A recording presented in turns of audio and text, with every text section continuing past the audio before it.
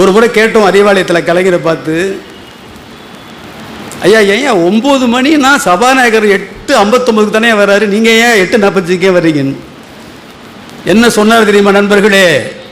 திராவிட இயக்க தமிழர் பேரவையுடைய தலைவர் சாதி மறுப்பையும் பெண்ணடிமை ஒழிப்பையும் மட்டுமே தன் லட்சியத்தின் இரு கண்களாக கொண்டு எந்த பிரதிபலனையும் கருதாமல் சமூக நீதி களத்திலே போராடி கொண்டிருக்கிற சுபவி அவர்களை வைத்துக் கொண்டு சொல்கிறேன்.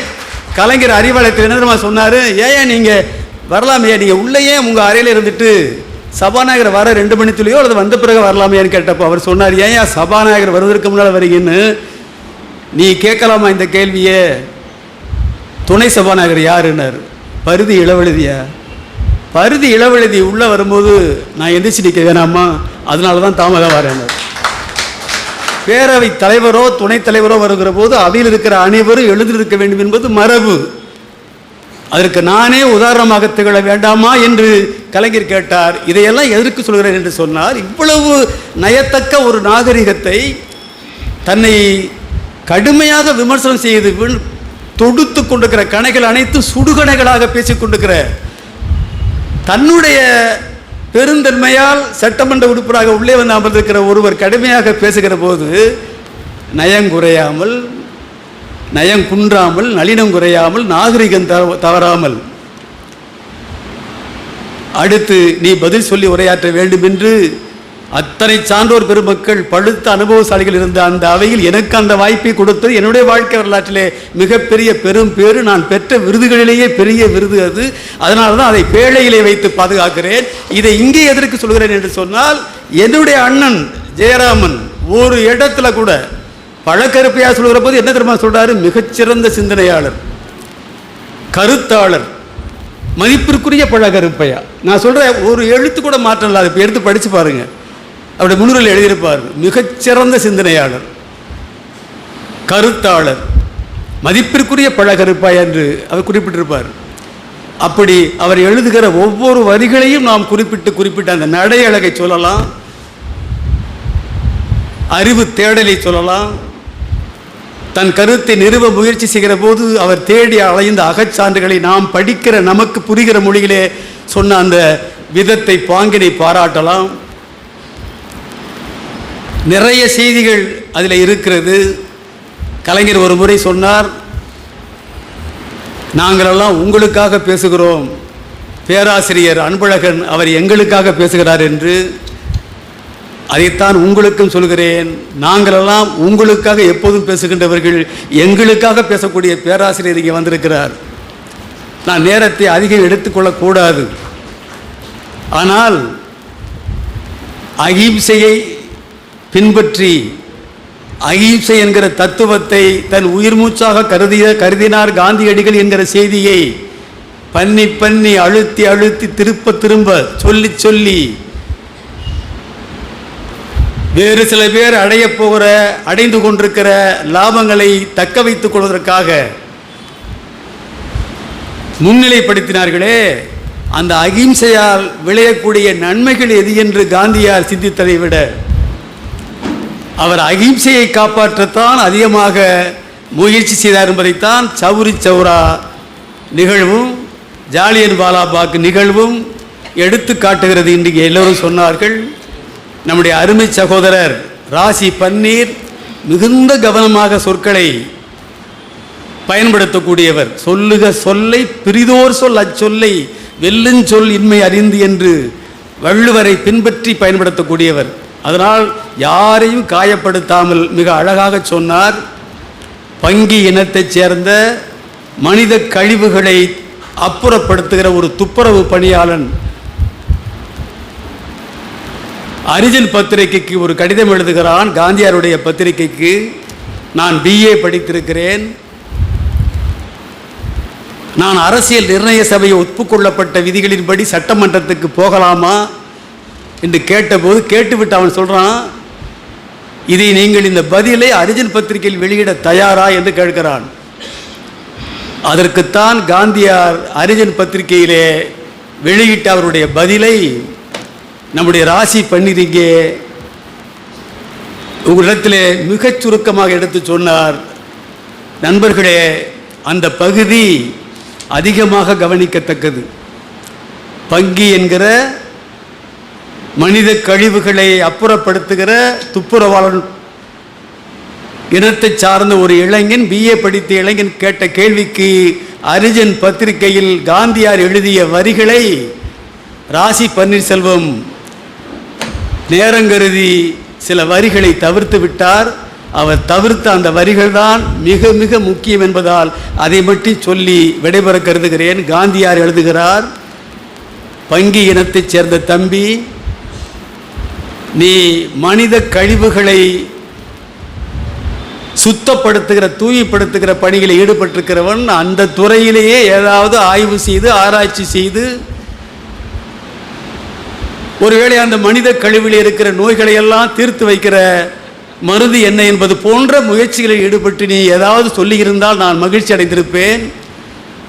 அதை விட்டு நீ சட்டமன்றத்துக்கு போகிறாயா?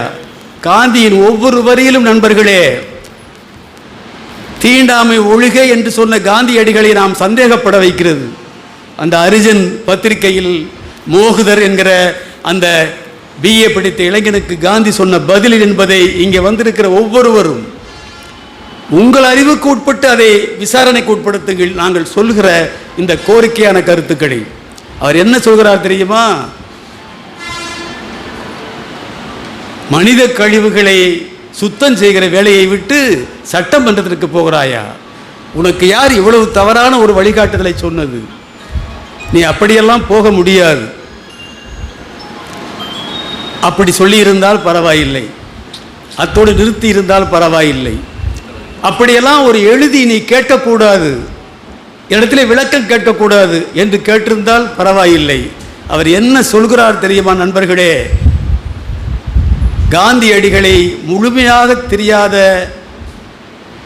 யாராவது இருப்பார்களேயானால், அல்லது யாராவது வழி வழியாக சொல்கிற கருத்துக்களையெல்லாம் நாம் அப்படியே ஏற்றுக்கொண்டு தலையாட்டித்தான் தீர வேண்டும் என்கிற நிர்பந்தத்தில் யாராவது இருப்பீர்களேயானால் தயவுசெய்து கொஞ்சம் அசை போட்டு ஆய்வு செய்து பாருங்கள்.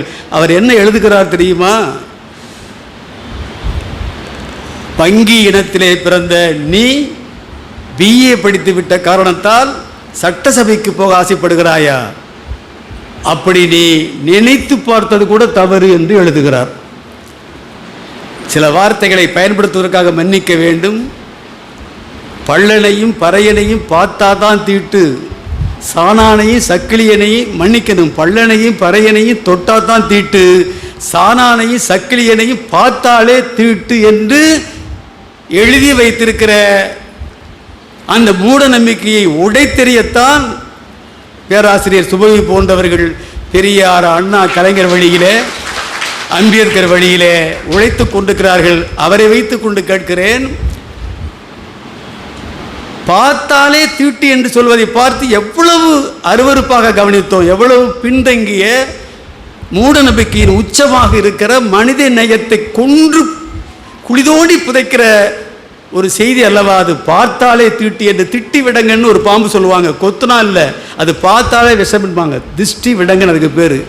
அதே போல அந்த சமூகத்திலே பிறந்தவன் பார்த்தாலே தீட்டு என்று சொன்னதையே தாங்கிக் கொள்ள முடியாமல் தானே மிகப்பெரிய இயக்கங்களெல்லாம் தோன்றி திசைகள் எட்டு இன்றைக்கு மனிதநேயத்தை காப்பாற்றுகிற பணிகளிலே சர்வபரி தியாகத்துக்கு தயாராக களத்தில் இருக்கிறோம். நினைத்து பார்ப்பது கூட தவறு என்று சொன்ன முதல் மனிதர் காந்தியார் என்பதை இதிலே நிறுவி காட்டியிருக்கிறார் அண்ணன் ஜெயராமன் என்பதை நீங்கள் படித்து பார்க்க வேண்டும். முடிக்கப் போகிறேன். ஒரு 3 நாட்களுக்கு முன்னால் மாணவர்களுக்கான வழிகாட்டு அமைப்பு என்று சொல்லி திசைகள் என்கிற ஒரு அமைப்பு அண்ணன் ஜெயராமன் அவர்களுக்கும் டாக்டர் பத்மினி அவர்களுக்கும் தமிழ்நாடு அறிவியல் இயக்கத்தினுடைய தலைவர் அருமை சகோதரர் நல்ல பண்பாளர் மணவாளன் அவர்களுக்கும் மிகச்சிறந்த தமிழ் அறிஞர் முத்துநிலவன் அவர்களுக்கும் இங்கே இந்த நிகழ்ச்சிக்கு வந்து நம்மை மகிழ்ச்சிப்படுத்தி கொண்டிருக்கிற என் அருமை இளவல் நாடறிந்த நல்ல கவிஞர் தங்கமூர்த்தி போன்ற 5 பேருக்கு பாராட்டு விழா. அந்த விழாவில் இன்றைக்கு கந்தரக்கோட்டை தொகுதியினுடைய சட்டமன்ற உறுப்பினராக இருக்கிற தோழர் சின்னத்துரை உரையாற்றுகிறார்.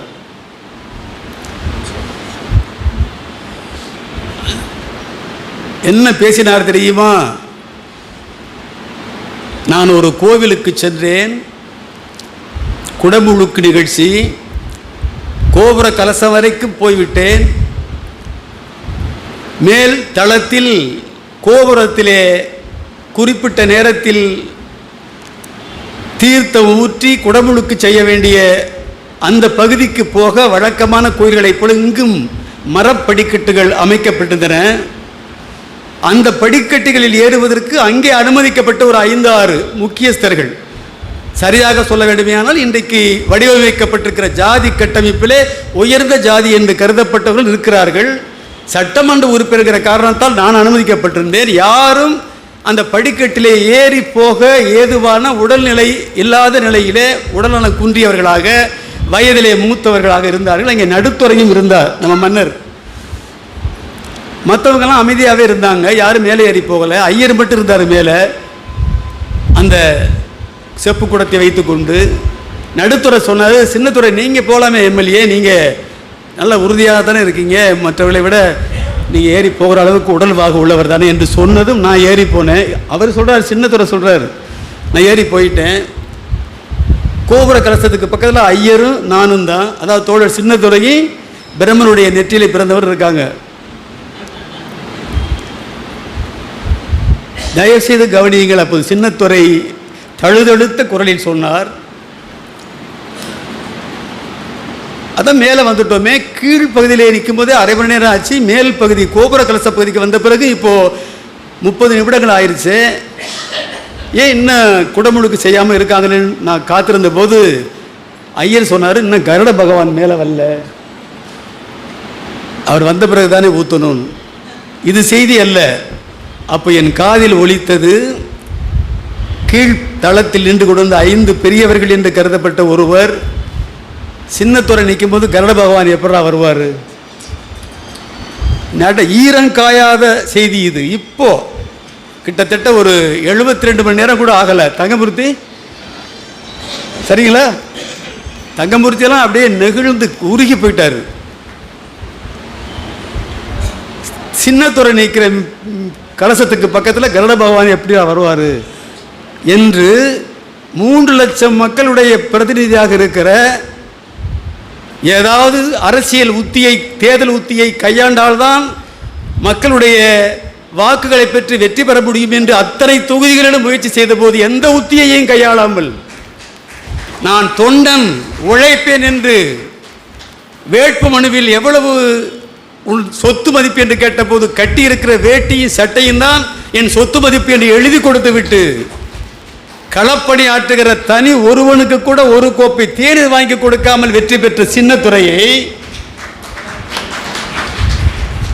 கருட பகவான் எப்படி வருவான், சின்னத்துறை என்னான்னு கேட்கிற மனிதர்கள் இன்றைக்கும் இருக்கிறார்கள் என்று சொன்னால், பங்கி இனத்தைச் சேர்ந்த மூகர், நீ சட்டமன்றத்திற்கு போக நினைத்து பார்க்கலாமா என்று கேட்ட காந்திக்கு இவர்களுக்கு என்ன வித்தியாசம் என்று நான் கேட்க எனக்கு உரிமை இருக்கிறதா இல்லையா? தங்கமூர்த்தி எவ்வளவு விஷயங்கான உள்ளவர் என்று உங்களுக்கு தெரியும். இப்படியெல்லாம் நடக்கும் என்று தான் அவர் கடைசியாக என்னை பேச சொன்னார். அங்கே நான் வந்தேன். நான் வருகிற போது சின்னத்துறை ஏதோ வேற வேலையை எழுந்து போனார். அவரை ஒலிபெருக்கிலே, சின்னத்துறை வாங்க, எங்கே போகிறீங்க, நீங்கள் பாட்டுக்கு புள்ளியை வச்சுட்டு போயிட்டா கோலத்தை பார்க்க வேணாமா, வாங்கன்னு உட்கார சொன்னேன். உட்கார்ந்தார். நான் சொன்னேன், நீங்கள் சட்டமன்ற உறுப்பினர் இருக்கிற அதே தொகுதியில் தான் நானும் சட்டமன்ற உறுப்பினர். இங்கே என்னை சட்டமன்ற உறுப்பினராக ஆக்குவதற்கு அல்லும் பகலும் பாடுபட்ட சந்திரசேகர் இருக்கிறார். பல பேர் இங்கே இருக்கிறீர்கள். பல்வேறு நிலைகளிலிருந்து எனக்கு ஊக்கம் கொடுத்தவர்கள். நான் சொன்னேன், 16 கோவில்களுக்கு குடமுழுக்கு போயிருக்கேன். தமிழ்நாட்டில் இல்லை, இந்தியாவிலேயே பிரசித்தி பெற்ற வடபுலத்தில் இருக்கிறவங்கெல்லாம் வந்து வழிபட்டுட்டு போகிற கோயில்கள் என்று சொல்லப்படுகிற ஒரு 5 பெரிய கோயில்களுக்கு குடமுழுக்கு போயிருக்கேன். என்ன வித்தியாசம்னா, தோழர் சின்னத்துறை சென்ற பிறகு அரை மணி நேரமாக கருட பகவான் வரல. ஆனால் நான் போகிறதுக்கு முன்னாடியே கருட பகவான் வந்துட்டார். கருட பகவான் வந்துட்டார், வாங்க கவிதை பித்தன், கருட பகவான் வந்துட்டார், வாங்க கவிதை பித்தன், என்னை கூப்பிட்டுக்கிட்டே இருந்தாங்க என்று சொல்லிவிட்டு சொன்னேன். எனவே கருடங்கள் மேல் பிரச்சனை இல்லை, இன்றைக்கு எஞ்சி இருக்கிற சில திருடங்க மேலே தான் பிரச்சனை இல்லை. அப்படிப்பட்ட திருடர்களுடைய கொடுமை மனித சமூகத்தில் தொடரக்கூடாது என்று நாம் விரும்புவேயானால், நினைப்போமேயானால், விருப்பம் விளைவு கொள்வோமேயானால், அண்ணன் டாக்டர் ஜெயராமுடைய காந்தியின் பகவத்கீதை மட்டுமல்ல, அவருடைய 18 நூல்களையும் நீங்கள் படித்து அவருக்கல்ல அவருடைய கருத்தியலுக்கு ஆதரவு தர வேண்டும் என்று கேட்டு விடைபெறுகிறேன். வணக்கம். திராவிட இயக்க தமிழர் பேரவையினுடைய தலைவர் ஐயா சுபவி அவர்கள் சிறப்புரையாற்ற இங்கே அழைக்கின்றேன். அதற்கு முன்பாக அவருக்கு சிறப்பு செய்யப்படுகின்றது.